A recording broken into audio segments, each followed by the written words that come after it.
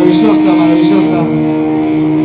También del cancionero nacional argentino, de una persona amorosa, es la manifestación del amor hecha persona, y esta canción es quizás una de las canciones más hermosas del amor, y se lo dedicamos al autor, a Luis Alberto Spinetta,